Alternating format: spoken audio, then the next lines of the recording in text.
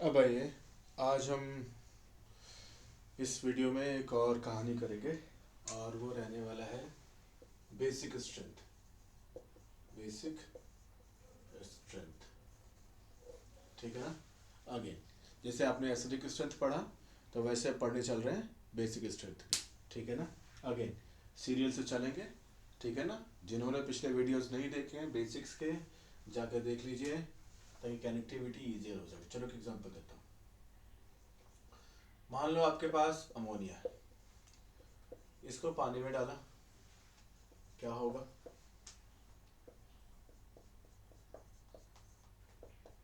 Ammonium plus hydroxide. Acid base concept का जो एक बेसिक लेक्चर है उसे देख लेना, है ना, बहुत इंपॉर्टेंट है वो। उससे इसकी कनेक्टिविटी बहुत सही बनेगी आपकी। देखो ये रिएक्शन आगे चल रही है तो रेट ऑफ फॉरवर्ड रिएक्शन, अगर पीछे आ जाएगी तो बोलेंगे बैकवर्ड रिएक्शन। ये सिंपल रिवर्सिबल का है, ये सब समझा चुका हूँ, ठीक है ना। अमोनिया ने वाटर से H प्लस लिया तो अमोनिया एक बेस होगा। अमोनिया जानते होगे NH3 को बोलते हैं, ठीक है ना। और वाटर क्या है? ये दो इसके, ये दो इसके लोन पेयर, ये इसका एक लोन पेयर। ये सब बेसिक थीम है, सब पहले बता चुको। जिनको इसमें भी दिक्कत हो उनके लिए भी है सारा इंतजाम। वो क्या है, GOC के 3 बेसिक लेक्चर हैं, वो जाके देखो एकदम स्टार्टिंग में। बेस, और ये क्या है? एसिड। ये क्या है? कॉन्जुगेट एसिड उसका मतलब ये इधर का एसिड है और कॉन्जुगेट एसिड है। ये समझ पा रहे हो? ये क्या है? बेस है और कॉन्जुगेट बेस है। क्योंकि जब रिएक्शन बैकवर्ड जाएगी ना तो अमोनियम इसको H प्लस देगा तो ये H2O बन जाएगा और अमोनियम खुद अमोनिया, इसको अमोनियम आयन बोलते हैं, ठीक है ना। ये सब चीजें बेसिक लेक्चर। चलो आगे चलते हैं, सुनो।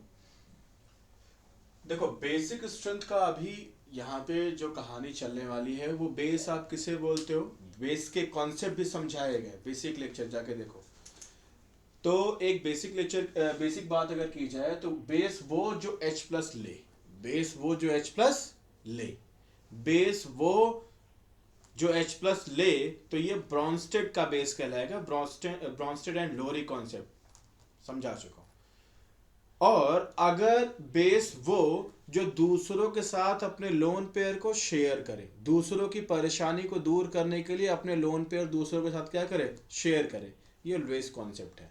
तो अगर आप ध्यान से देखोगे तो इसके पास लोन पेयर है तो ये लुइस का भी बेस है और साथ ही साथ ये H प्लस यहाँ पे ले रहा है तो ब्रॉन्स्टेड बेस है। समझ पा रहे हो?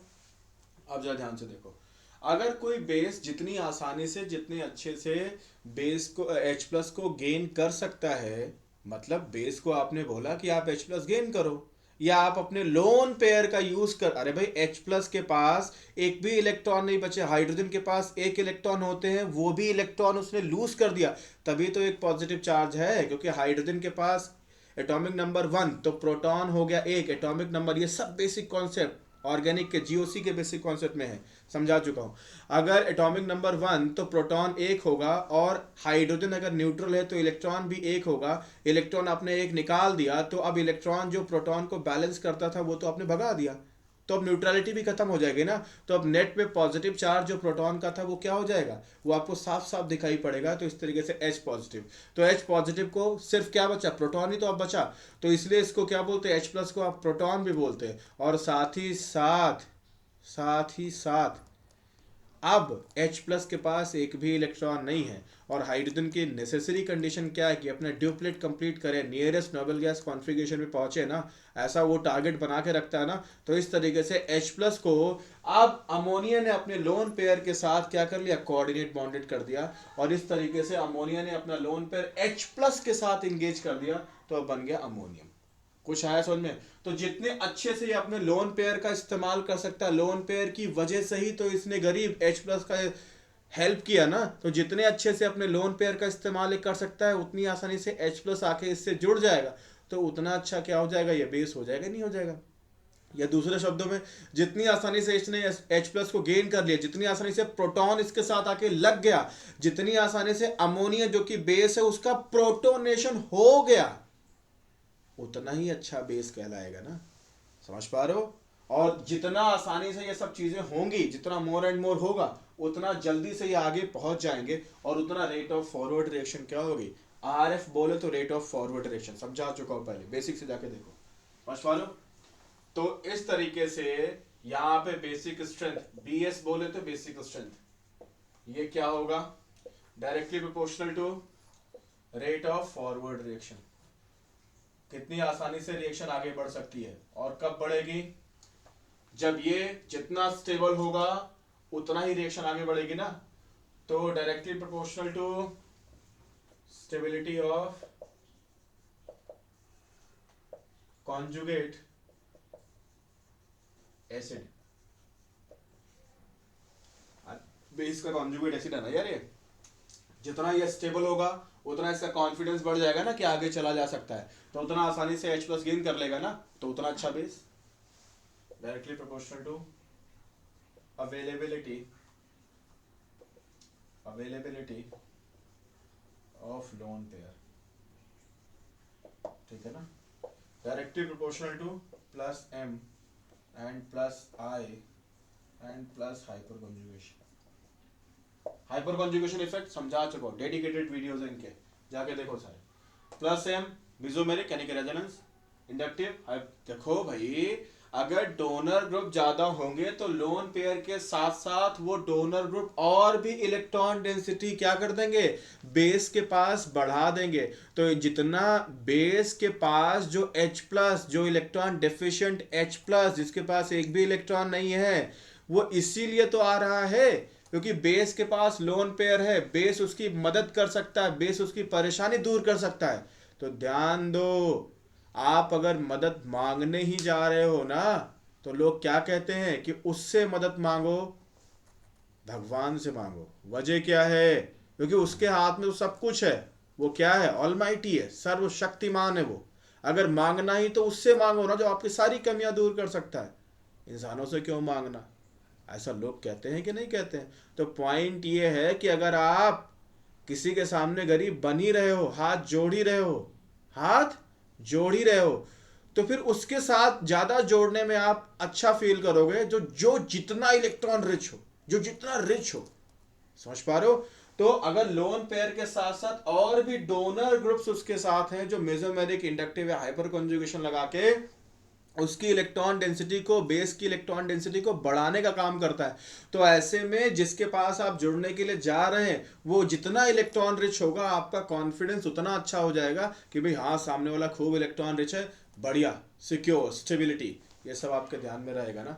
तो डोनर ग्रुप्स क्या करेंगे, इसकी बेसिक स्ट्रेंथ को बढ़ाएंगे, और विड्रॉइंग ग्रुप क्या करेंगे, घटाएंगे। क्या करेंगे, 1/-M -I, समझ पा रहे हो, नोट कर लो इसको। ये एंड है, कुछ और ही मत समझ लेना, एंड है, ठीक है ना, बढ़िया। तो इसको आप समझ चुके हैं, जल्दी नोट कर लो इसको इतना।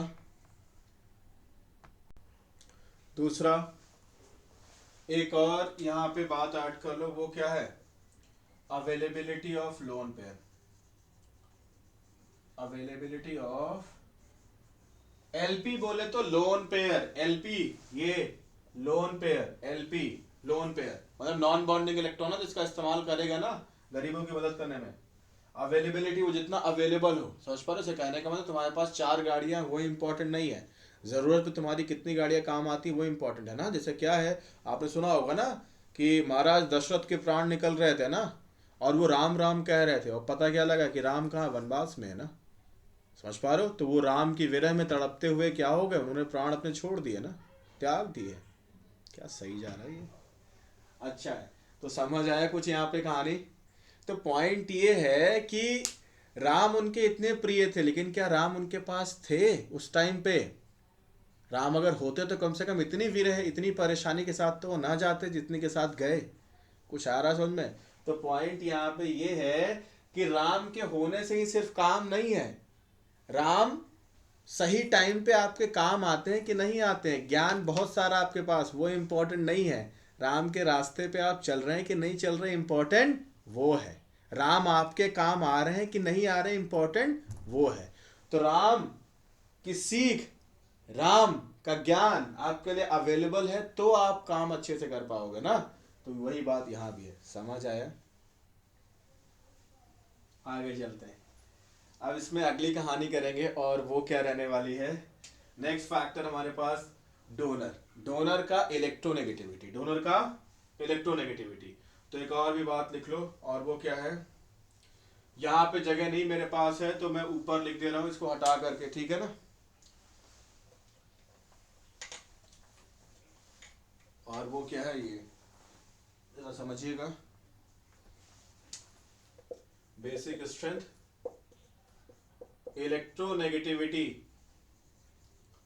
Electronegativity of donor atom. ये सब बेसिक कॉन्सेप्ट समझा चुका हूं जीओसी के बेसिक कॉन्सेप्ट में।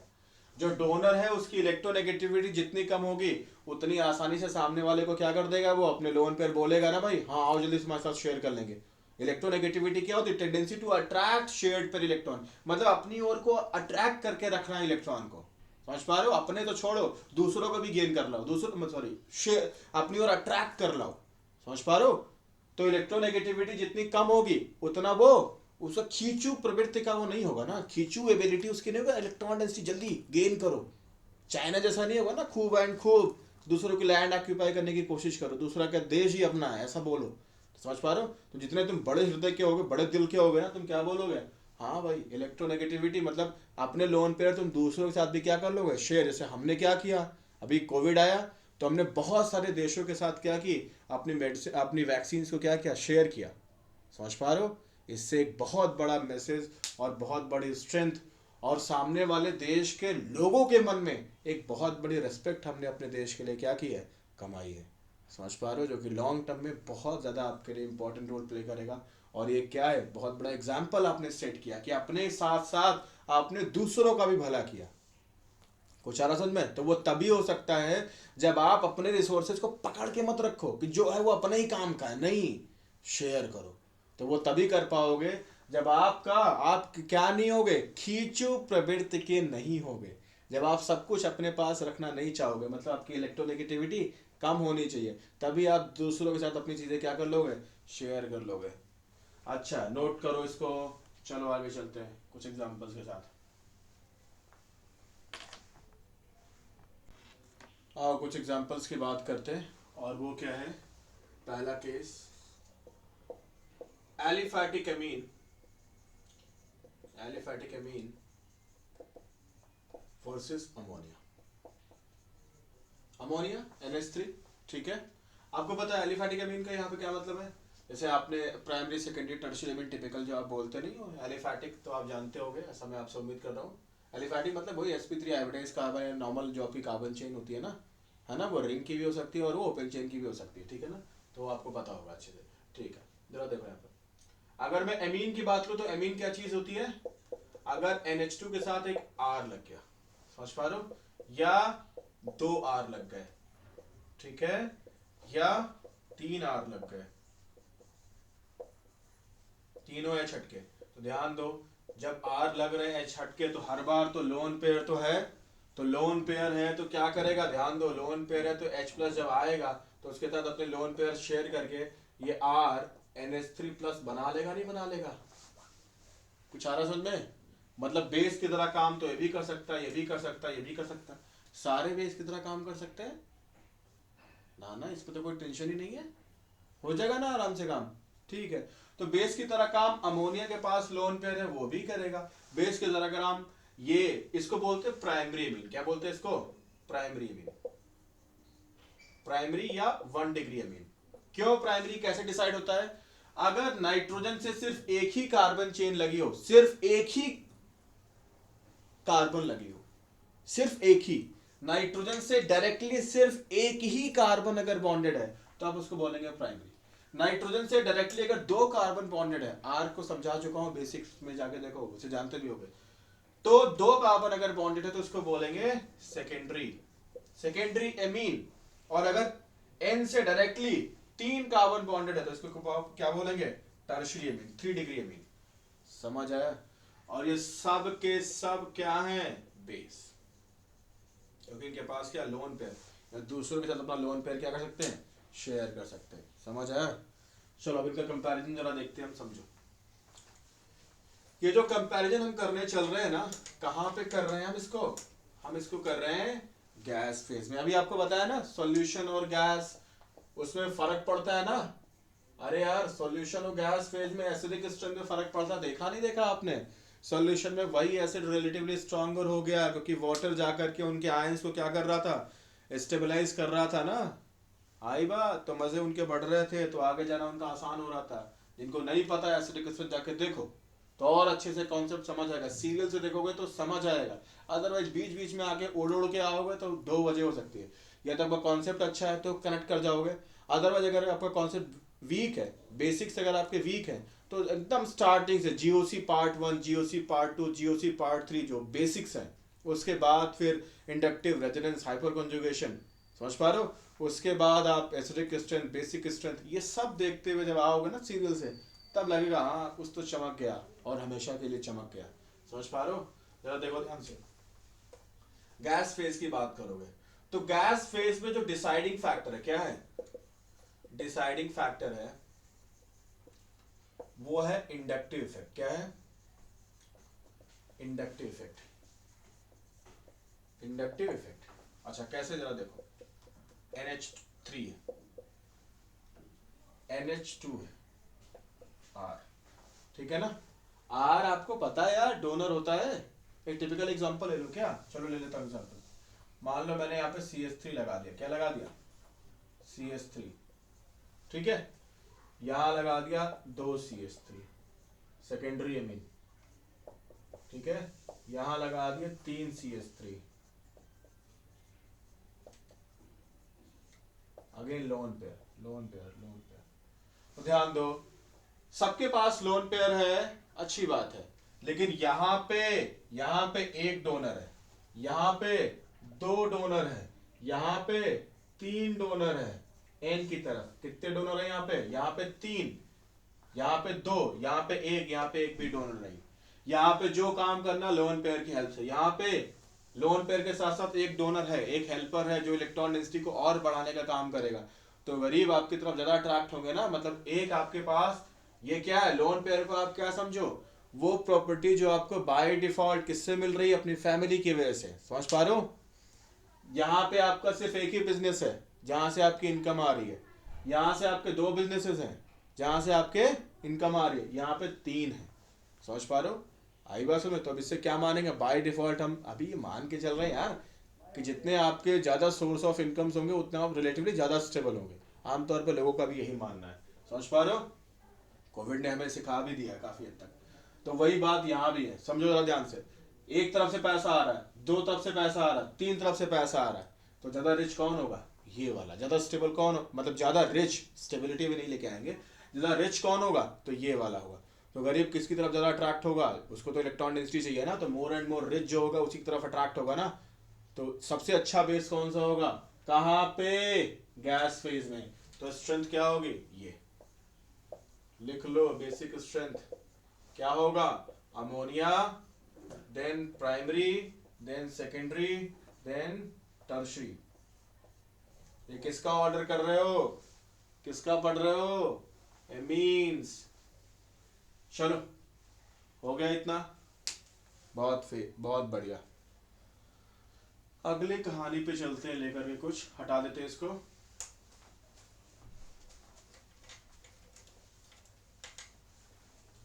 एक प्यारा सा ऑर्डर करते हैं, ठीक है ना? वो क्या रहने वाला है जरा समझते हैं। एक आपको केस देते हैं, ठीक है ना? एक आपको केस देते हैं, एक ओपन चेन का, दूसरा रिंग का। एक ओपन चेन का, दूसरा रिंग का। मान लो आपके पास है ये एन, ये है आपके पास, ठीक? और आपके पास दूसरा कौन सा है?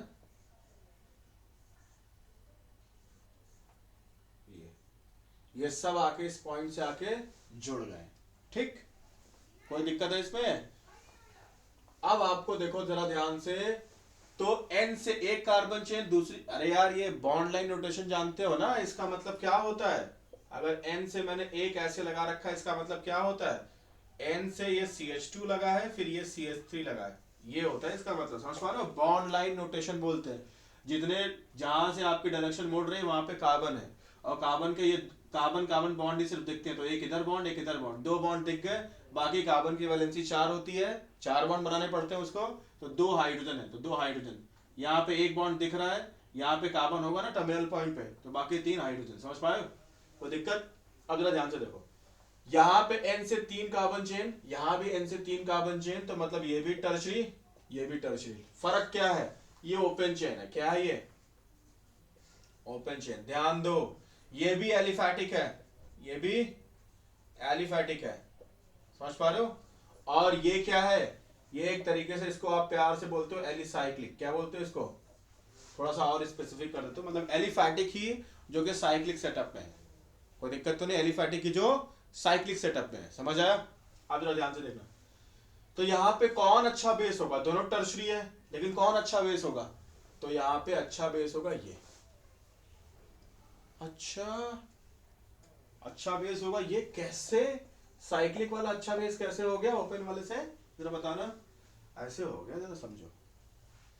जैसे मैं तुमसे पूछूं कि कोई दो फीमेल्स आपस में लड़ाई कर रही हैं, या दो इंसान आपस में लड़ाई कर रहे हैं, उसमें से एक फीमेल है कम से कम, ठीक है ना? दोनों हो सकती हैं, या कम से कम एक तो फीमेल है। जो दो लोग जो आपस में लड़ रहे हैं, दो इंसान जो आपस में लड़ रहे हैं, ठीक। फिजिकल फाइट है। कैसी फाइट है? फिजिकल, एकदम लात मुक्का गुस्सा, ये चल रहा है। जरा बताओ, इतना तो तुम्हें पता भी होगा कि एक फीमेल की जब फिजिकल फाइट होती है तो एक बहुत बड़ी वीकनेस क्या होती है? मतलब बहुत बहुत सारी भी हो सकती है या नहीं भी हो सकती है, अलग बात है, लेकिन एक जनरल वीकनेस क्या है, एक नॉर्मल वीकनेस क्या है जो कि तुरंत दिमाग में आ जाती है हर किसी के? वो क्या है? केश, हेयर्स, बन, बाल, सर के जो बाल है ना, ये क्या है?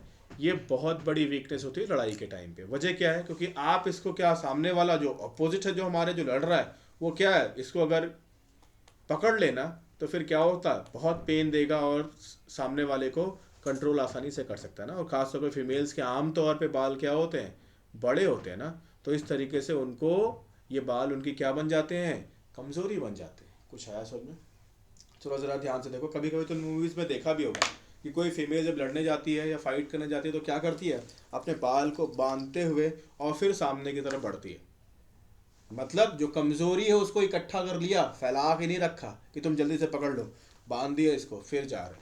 या कई बार देखो ना, जो फाइटर्स होते हैं या एयरफोर्स में या कोई मुक्केबाज वगैरह होते हैं, उनके क्या होते हैं? सर के बाल छोटे छोटे होते हैं, क्योंकि वो दौड़ने में भी दिक्कत आती है, मतलब काम करने में भी दिक्कत आती है, और नॉर्मल तरीके से भी। जैसे आपने देखा होगा ना नीरज चोपड़ा के बारे में, कि बाल उनके बड़े बड़े थे, लेकिन उन्होंने जब गोल्ड जीता उससे पहले बोला ना, बाल छोटे करा लिए, ताकि क्या होगा, ये उनको, है ना, भाला फेंकने में क्या कर रहे थे? दिक्कत कर रहे थे। समझ आया नहीं यार? तो पॉइंट यहाँ पे ये है, ये खुले बाल क्या करेंगे? हिंड्रेंस।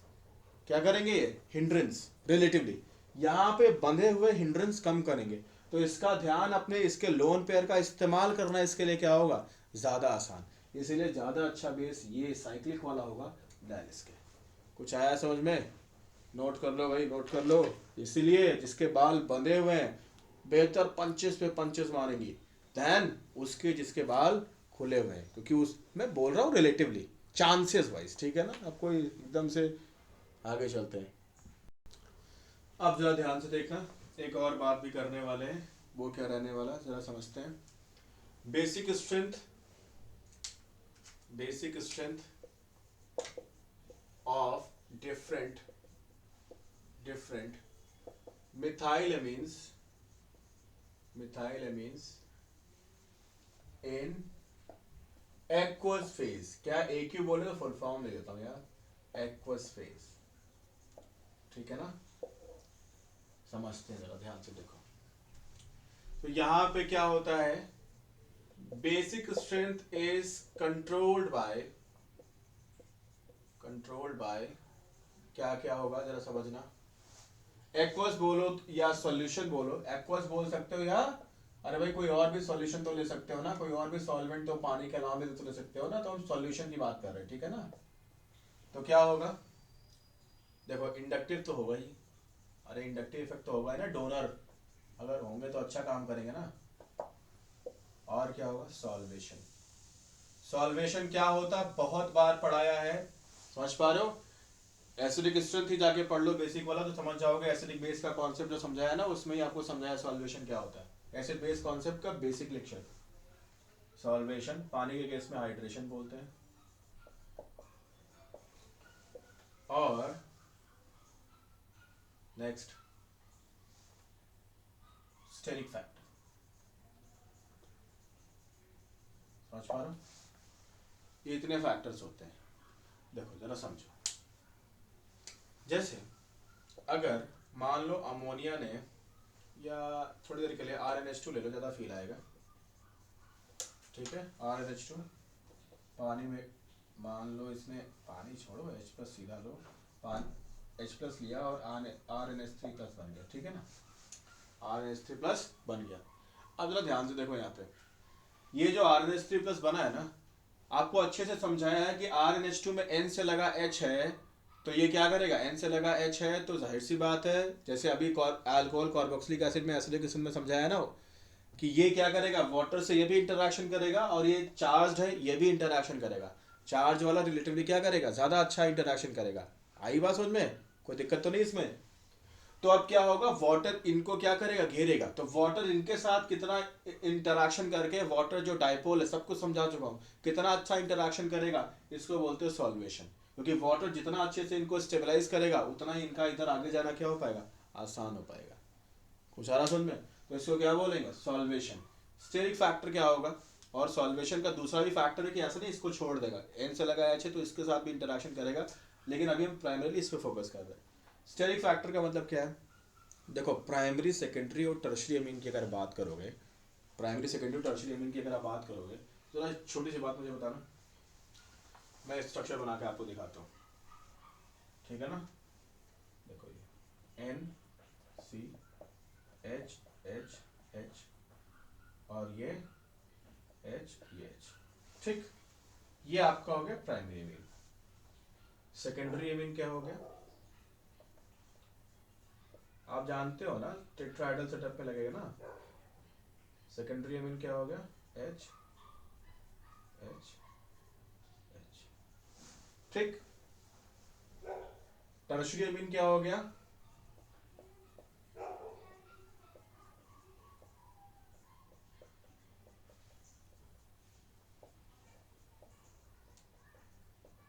ये आपका टर्शियरी वाला हो गया, ये आपका सेकेंडरी वाला हो गया, ये आपका प्राइमरी। कुछ आ रहा समझ में, कुछ आ रहा है, आ रहा है। तो ग्रुप ज्यादा पास पास में कहा है भाई, ये देखो कितने पास पास में सब, CH3 यहाँ पे एक ही CH3, बाकी दो छोटू H, यहाँ पे N से डायरेक्टली लगे तीन तीन CH3। तो आसपास जबरदस्त हिंड्रेंस कहाँ होगी, जबरदस्त एकदम घिरा हुआ N कौन सा वाला होगा, ये टर्शियरी वाला है ना, समझ पा रहे हो। तो जितना आसपास हिंड्रेंस ज्यादा होगे ना, उतना इस्तेमाल कर पाना क्या हो जाएगा, मुश्किल हो जाएगा ना, या रिलेटिवली मुश्किल होगा ना। आई बात समझ में। तो एक है सॉल्वेशन फैक्टर आ गया, मतलब सॉरी स्टेरिक फैक्टर। सॉल्वेशन तो समझा दिया, इंडक्टिव भी आपको पहले समझा दिया।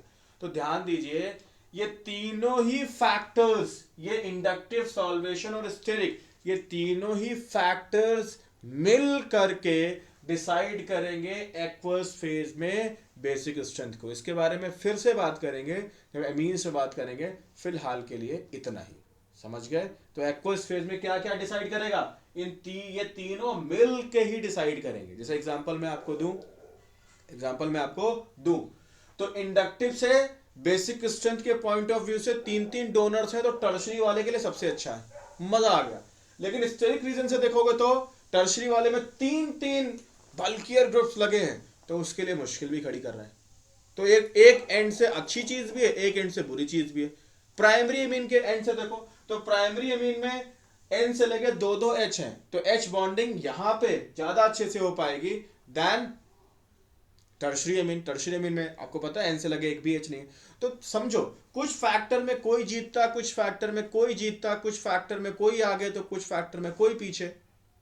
तो इसका मतलब फिर क्या है, फिर अब तीनों का हम कहानी, तीनों का क्रक्स लेंगे और फिर डिसाइड करेंगे। तो ये बात जरा ध्यान रखना, बना लो। फिर थोड़ा इनके ऑर्डर्स को याद रखने का तरीका सिखा रहा हूं, पॉज करके बना लिया होगा। अब देखो जरा ध्यान से, अगला जो इसमें रहने वाला है वो इस ऑर्डर को कैसे याद रखेंगे, ठीक है ना। तो प्राइमरी सेकेंडरी और टर्शियरी में मिथाइल का अमीन पहले बनाता हूं और अमोनिया का फिर समझाता हूं। देखो ये अमोनिया हो गया, ये मिथाइल का प्राइमरी अमीन हो गया, ये मिथाइल का ऐसे होल ट्वाइस लगा दो NHA सेकेंडरी हो गया, ये मिथाइल का होल थ्राइस लगा दो, होल थ्राइस मतलब N से तीनों CH लगे ना तो टर्शरी हो गया, टर्शरी, ये सेकेंडरी, ये प्राइमरी और ये आपका अमोनिया। हम किसकी बात कर रहे हैं, मिथाइल अमीन्स की भी बात कर रहे हैं, सबकी ही बात नहीं कर रहे हैं, समझ रहे हो।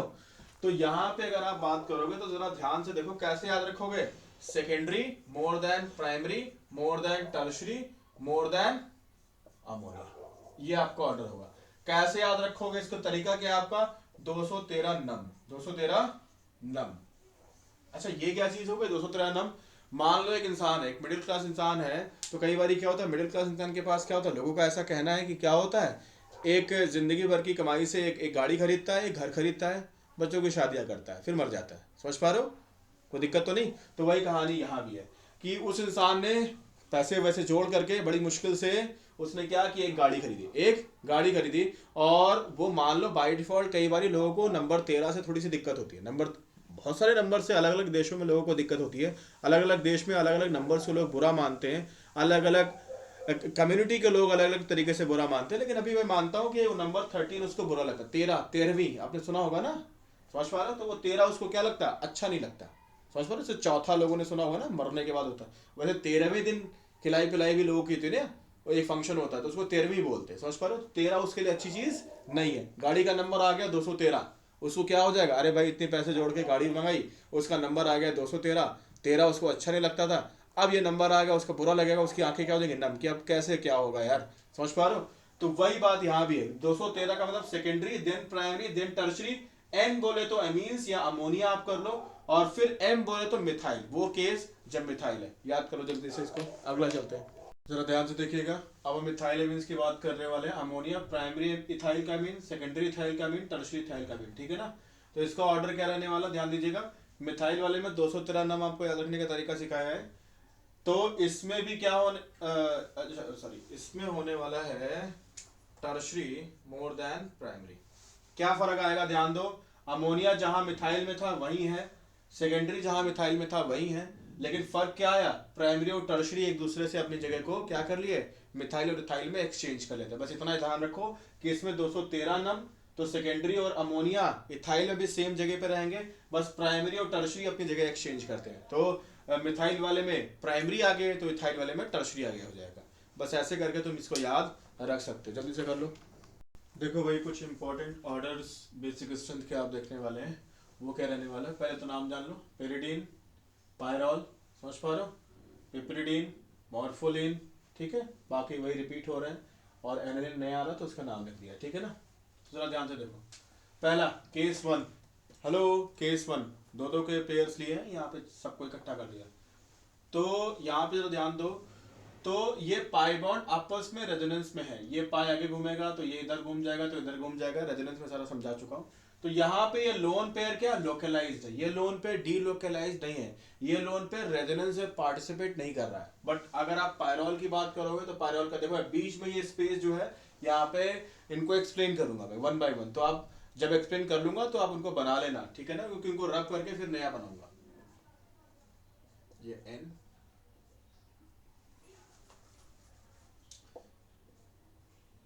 ये एन, ये एन, यहाँ पे लोन पेयर है, ये डबल बॉन्ड। तो ध्यान देना जरा, जब ये नेगेटिव इधर घूमेगा ना तो ये लोन पे इधर बॉन्ड बना लेगा, तो इसका दूसरा रेजोनेटिंग स्ट्रक्चर क्या बनेगा, जरा ध्यान से देखना,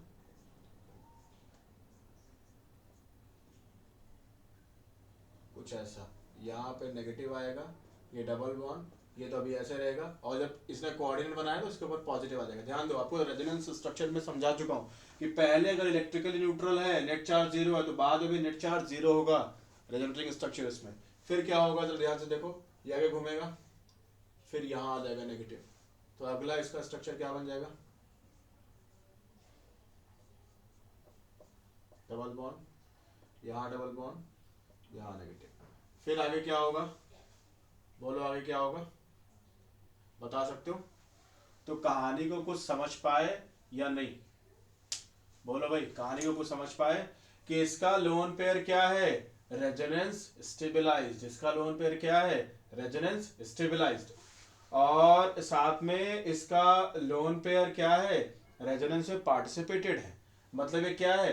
डीलोकलाइज्ड। क्या है ये? डीलोकलाइज्ड लोन पेयर है पायरॉल का। तो इसी लोन पेयर का यूज करके ये बेस की तरह काम करेगा। अगेन राम कहाँ है? कुछ आ रहा समझ में? दशरथ जी के पास हर टाइम नहीं है ना, कोई दिक्कत तो नहीं है।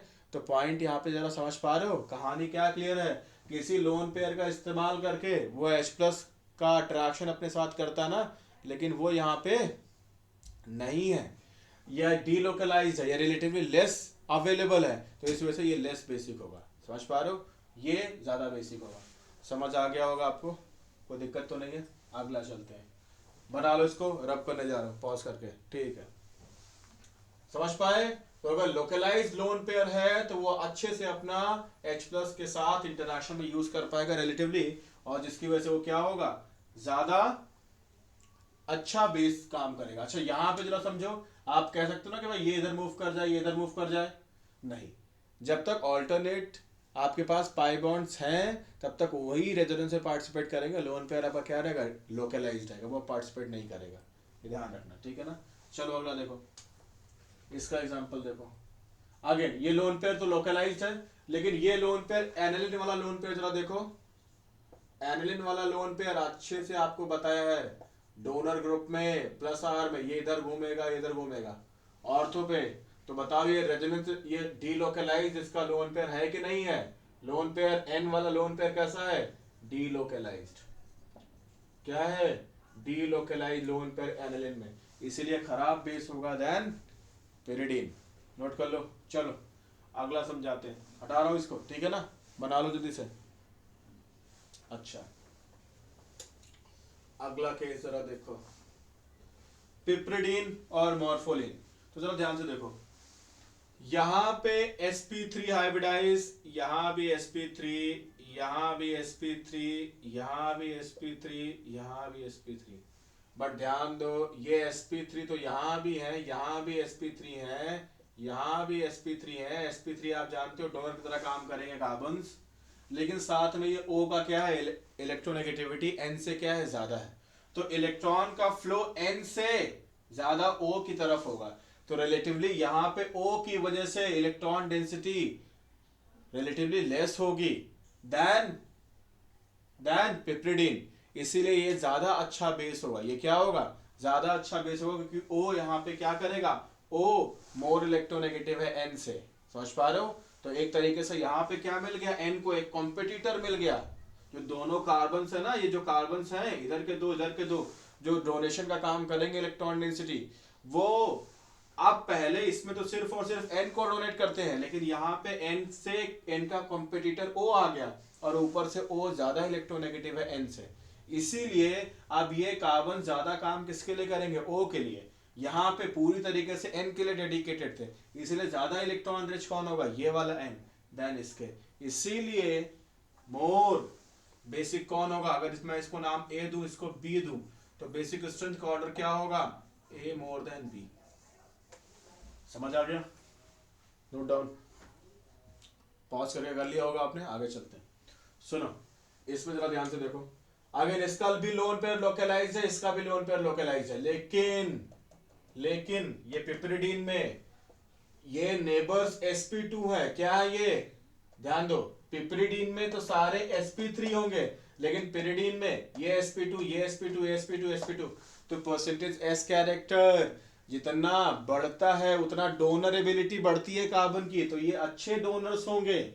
इसीलिए यहाँ पे इलेक्ट्रॉन डेंसिटी ज्यादा होगी N पे, इसीलिए ज्यादा अच्छा बेस होगा। समझ पा रहे हो? मैं एक हिंट दे रहा हूं आपको। यहाँ पे कार्बन sp2 है, ये क्या लिखा हुआ है?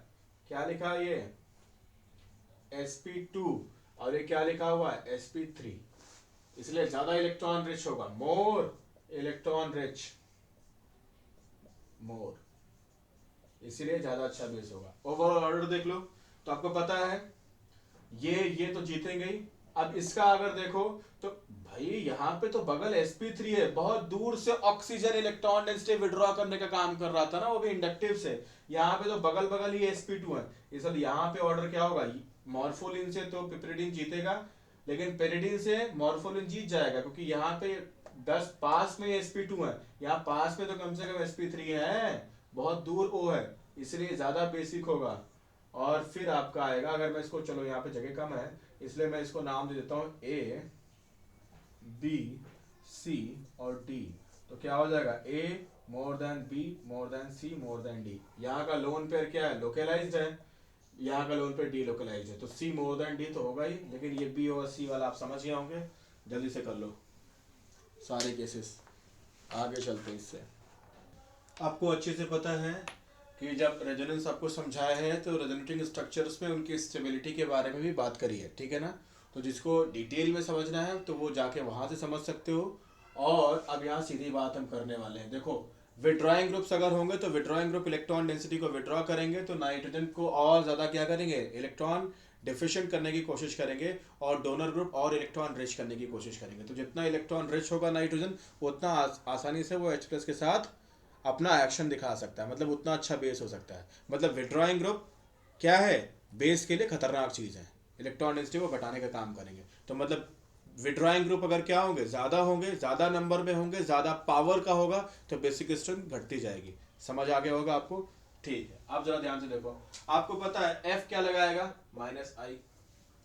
OCH3 क्या लगाएगा, आपको पता है, एल्कोक्सी समझा चुका हूं कि ये -I के साथ साथ -R भी लगाता है, सॉरी +R, और डिसाइडिंग +R होता है, ठीक है ना। आई बात। CH3 क्या लगाएगा, प्लस हाइपर कॉन्जुगेशन, इंडक्टिव भी लगाएगा बट इतनी दूर से हाइपर कॉन्जुगेशन डिसाइडिंग होता है। नाइट्रो क्या लगाएगा, -R, -I भी लगाएगा बट डिसाइडिंग -R है। दोनों दूसरे को सपोर्ट कर रहे हैं, अच्छी बात है, तो ज्यादा कुछ इसमें घुसने की जरूरत नहीं।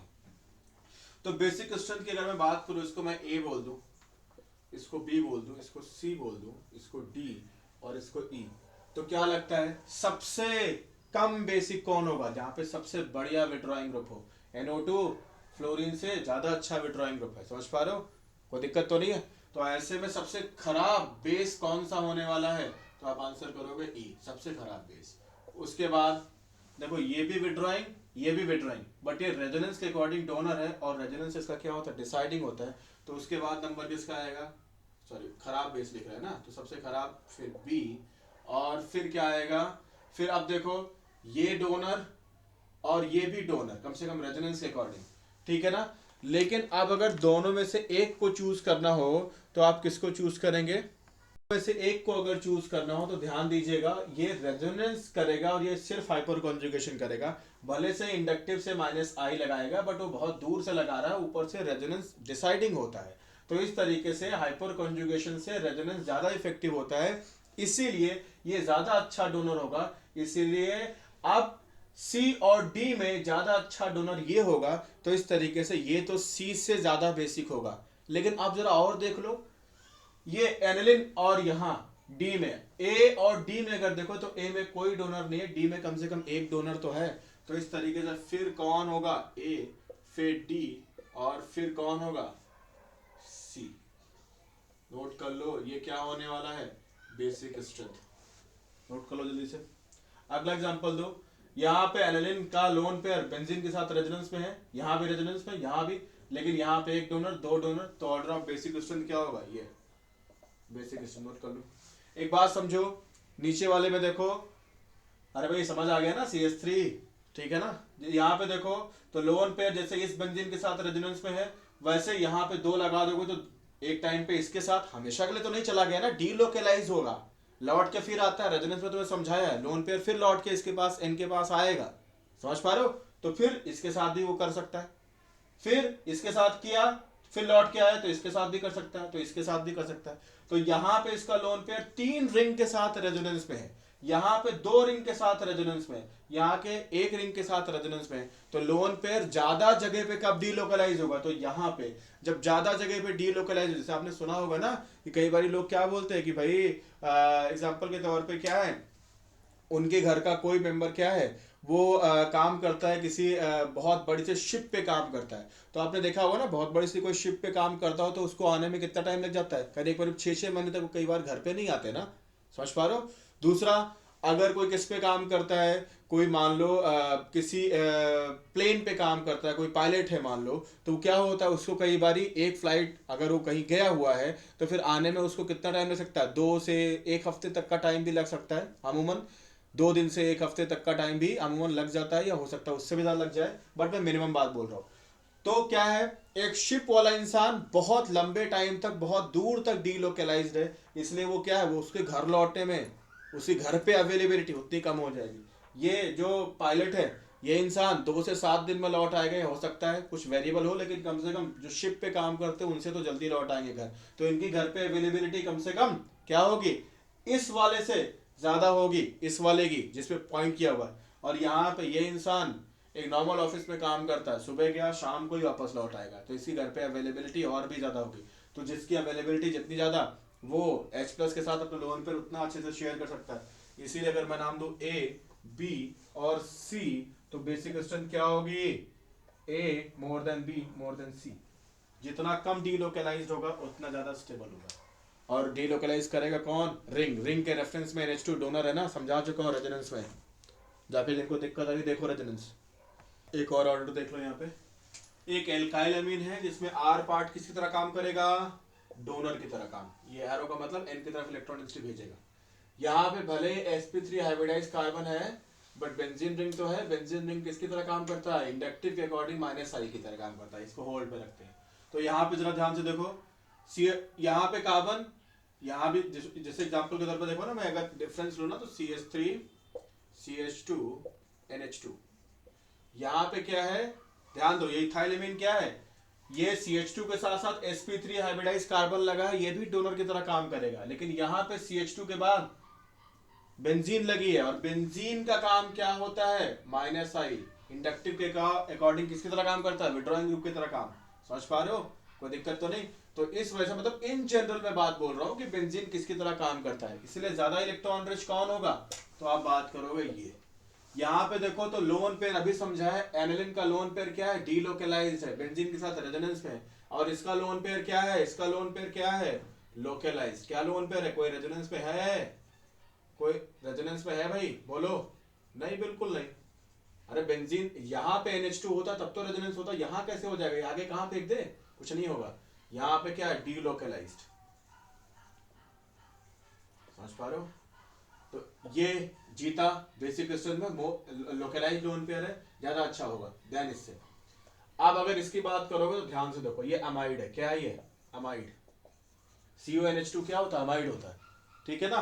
तो जरा ध्यान से देखो, यहाँ पे जो N का लोन पेयर है वो कार्बन कार्बोनिल के साथ रेजोनेंस में है, ये इधर घूमेगा तो ये इधर घूमेगा। तो ध्यान दो, जब एनिलिन की बात करोगे, एनिलिन की बात करोगे तो एनिलिन में जब लोन पेयर डीलोकलाइज करेगा ना, तो ऑक्सीजन पे जाएगा नेगेटिव। किस पे नेगेटिव जाएगा, किस पे नेगेटिव जाएगा, ध्यान दो। तो इसका रेजोनेटिंग स्ट्रक्चर क्या बनेगा, तो ध्यान से देखो, या इस पे नेगेटिव डबल बॉन्ड NH2+। लेकिन जब इस पे यहाँ पे जब नेगेटिव जाएगा तो किस पे, O पे नेगेटिव जाएगा और डबल बॉन्ड N पॉजिटिव। कुछ आ रहा समझ में, कुछ आ रहा समझ में। तो यहाँ का जो नेगेटिव है वो ऑक्सीजन पे है, रेजोनेटिंग स्ट्रक्चर में समझा रखा कि यहाँ का नेगेटिव ऑक्सीजन पे है, अमाइड का, जो कि मोर इलेक्ट्रोनेगेटिव है ऑक्सीजन, नाइट्रोजन से भी, और अगर इस कार्बन से कंपेयर करो तो उससे भी। तो यहाँ नेगेटिव ज्यादा स्टेबल होगा देन कार्बन के नेगेटिव से, इसलिए ये रेजोनेंस मोर इफेक्टिव होगा देन एनिलिन के रेजोनेंस से।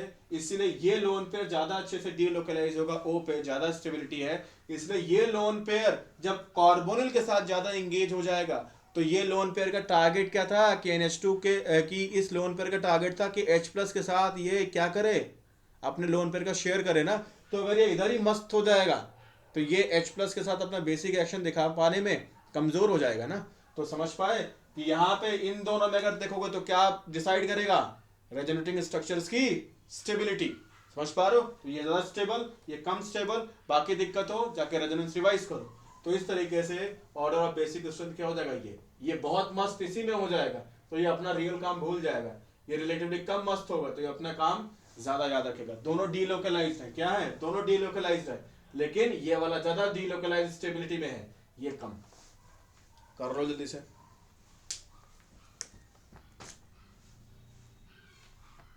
कुछ ऑर्डर्स हम और भी देखेंगे, जैसे एमीन है और इमीन है। तो इमीन और एमीन में ज्यादा बेसिक कौन होगा, तो आप आंसर करेंगे एमीन। ठीक है, ये सारे ऑर्डर्स किसके हैं, बेसिक स्ट्रेंथ के ऑर्डर्स हैं सारे, ठीक है ना। आप समझ ही पा रहे होंगे, नेबर इसका sp3 हाइब्रिडाइज है, इसका नेबर क्या है, ध्यान दो, ये नेबर क्या है sp3, ये क्या है sp3, और ये क्या है sp2, अच्छे से आपको पता होगा, ठीक है ना।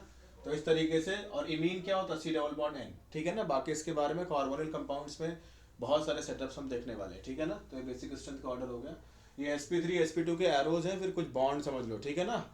ये वाले ये एरोज हैं, ठीक है ना, उस कार्बन को दिखाया जा रहा है। यहाँ पे देखो एक और एग्जांपल आपको दिया गया है, ये बेसिक स्ट्रेंथ का ऑर्डर हो जाएगा। क्यों, क्योंकि सिलिकॉन की साइज जो है वो कार्बन से बड़ी है, तो इसके लिए डोनेट कर पाना, देखो ये CH2 सेम, ये CH2 सेम, ये R R R सारे सेम है, लेकिन ये कार्बन से सिलिकॉन का साइज बड़ा है, इसलिए सिलिकॉन ज्यादा अच्छा डोनर होगा। अगर सिलिकॉन 2 यूनिट डोनेट करेगा तो कार्बन सिर्फ 1 यूनिट डोनेट कर पाएगा, इसलिए ज्यादा अच्छा डोनर है सिलिकॉन। इसीलिए यहाँ पे इलेक्ट्रॉन डेंसिटी ज्यादा बढ़ेगी, इसीलिए ये सिलिकॉन वाला सेटअप ज्यादा इलेक्ट्रॉन रिच होगा n, इसीलिए ज्यादा अच्छा बेस होगा देन इसका। समझ आ गया होगा। ऐसे कोई और एग्जांपल्स देंगे सेकंड और थर्ड पीरियड के मेंबर्स का ज्वाइन करते हुए तो कर लीजिएगा। अगला देखो, केस थर्ड, इसमें क्या है, अमाइड है, एक आपका एलिफेटिक के साथ है, और यहाँ पे आपने बेंजीन रिंग लगा दिया, ठीक है ना। तो अब यहाँ पे क्या होने वाला आपको अच्छे से पता है कि बेंजीन रिंग से डायरेक्टली बॉन्डेड कार्बन पे या की एटम पे अगर पॉजिटिव डायरेक्ट या इनडायरेक्ट फॉर्म में हो तो वो माइनस आर की तरह काम करता है। तो बेंजीन इसकी तरफ इलेक्ट्रॉन डेंसिटी भेजेगी, ऑक्सीजन पे इलेक्ट्रॉन डेंसिटी जाएगी। तो बेंजीन कार्बोनिल के रेफरेंस में डोनर की तरह काम कर रही है, कार्बोनिल बेंजीन के रेफरेंस में विड्रॉइंग की तरह काम कर रहा है। तो ध्यान दो, बेंजीन ने कार्बोनिल को इंगेज करके रखा है, तो इसीलिए एन के लोन पेयर रिलेटिवली कम ओ पे आ पाएंगे। कम से कम एक बेंजीन क्योंकि जो एन का लोन पेयर है वो भी ओ को डोनेट करने का काम करेगा, बेंजीन भी ओ को डोनेट करने का काम करेगी। तो एक तरीके से बेंजीन एन के लोन पेयर्स का कॉम्पिटिटर बन के आई है, इसलिए एन के लोन पेयर ऑक्सीजन पे जाने के चांसेस रिलेटिवली कम हो गए। किसके कंपैरिजन में, इसके कंपैरिजन में, क्योंकि यहाँ पे डोनर ऑक्सीजन के लिए सिर्फ और सिर्फ एन है, ये इंडक्टिव से काम कर रहा है, और आप तो जानते हो रेजोनेंस बहुत ज्यादा इफेक्टिव होता है ना। तो यहाँ पे इसका lone pair more and more oxygen की खिदमत, ऑक्सीजन की सेवा में लगा रहेगा, इसलिए ये अपनी जगह पे अपने इस्तेमाल में अपने लोन पेयर का कम कर पाएगा। जो उसका रियल वजह है वो क्या है, बेसिक नेचर को फॉलो करना ना, तो अपने लोन पेयर का इस्तेमाल बेस के लिए रिलेटिवली कम कर पाएगा। लेकिन ये तो और भी कम कर, ये इसका जरा बताना क्या होगा। इसके केस में आपको पता है कि ये कहीं ना कहीं जो ऑक्सीजन की खिदमत है, ऑक्सीजन की जो सेवा है, ऑक्सीजन की तरफ इलेक्ट्रॉन डेंसिटी बढ़ाने का काम है, वो बेंजीन भी थोड़ा सा हिम्मत दिखा रहा है ना, बेंजीन भी डोनेट करने का काम कर रहा है, इसलिए यहां का लोन पेयर ज्यादा लोकलाइज्ड होगा रिलेटिवली। अरे भाई समझो, डीलोकलाइज तो दोनों जगह के, यहां का भी लोन पेयर है, यहां का लोन पेयर भी है, लेकिन रिलेटिवली अगर देखेंगे तो यहाँ की अवेलेबिलिटी ज्यादा है, यहाँ की कम है, इसीलिए ये वाला ज्यादा अच्छा बेस हो जाएगा। समझ आ गया होगा आपको, मुझे ऐसा लगता है, ठीक है ना। चलते हैं इससे आगे और अगली कहानी की तरफ थोड़ी बात करते हैं। समझ आया, बेंजीन कॉम्पिटिटर की तरह काम करेगा, तो एन के लोन पेयर का इस्तेमाल कम हो जाएगा, इसीलिए ये अच्छे बेस की तरह काम करेगा देन इसके। यहाँ पे जो करेगा वो यही कार्बोनिल के साथ रेजोनेंस करेगा, इधर से कोई रेजोनेंस करने वाला नहीं है, इसलिए ये लोन पेयर ज्यादा इंगेज हो जाएगा, इसलिए खराब बेस की तरह काम करेगा। तो ये आपका हो गया जब आर लगा हो, ये आपका लग गया जब बेंजीन लगा हो अमाइड के साथ, ठीक है ना, कार्बोनिल के साथ। समझ आ गया एमाइड वाले सेटअप में। आगे चलते कुछ और सीखते हैं।